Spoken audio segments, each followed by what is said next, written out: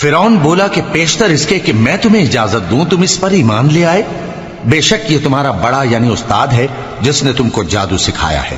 سو میں تمہارے ہاتھ اور پاؤں مخالف سمت سے کٹوا دوں گا اور تم کو کھجوروں کے تنوں پر سولی چڑھوا دوں گا،